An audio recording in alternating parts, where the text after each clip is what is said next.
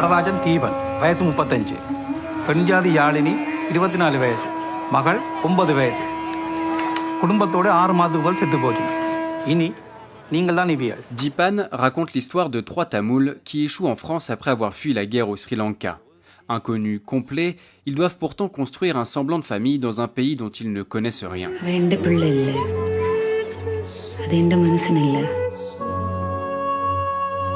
Sacré Palme d'Or, ce nouveau film de Jacques Audiard a fait polémique dès sa projection au Festival de Cannes. Il est reproché au cinéaste de dépeindre une banlieue française caricaturale, gangrénée par le trafic et la violence. J'ai rien à gagner à foutre la merde. Je pense pas qu'on puisse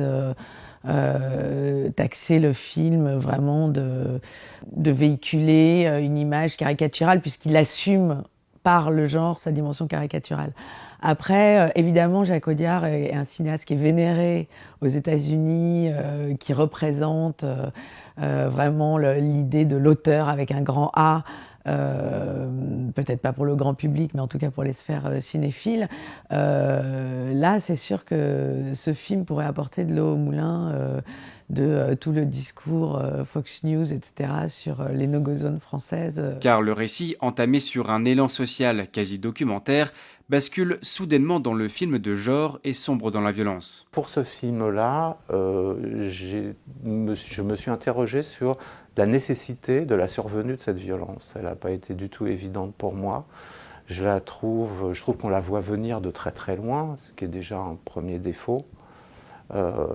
Et d'autre part, je trouve qu'elle ne s'imposait pas peut-être réellement. Oui, alors que c'est là que le cinéaste met tout son pari, quoi, dans cette partie, tout d'un coup, film de genre, vigilanté, enfin, comme on voudra l'appeler.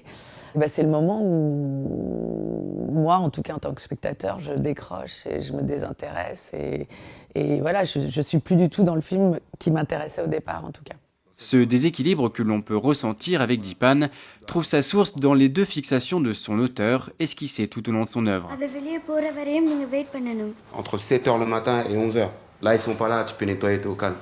Alors, je pense qu'il y a d'une part le fait de faire cohabiter dans une même œuvre du romanesque et de l'action.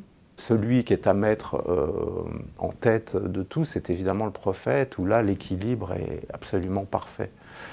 Dans celui-ci, sans doute un peu moins.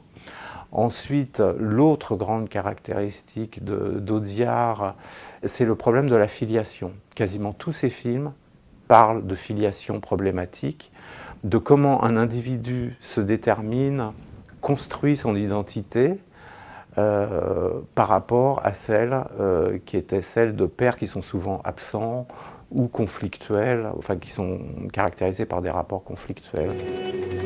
Une problématique loin d'être étonnante venant du fils de Michel Audiard. Si l'un était maître de la violence parodique, l'autre continue d'explorer de film en film une violence plus graphique. On peut néanmoins se demander si, cette fois, elle était réellement nécessaire. Sortie le 26 août.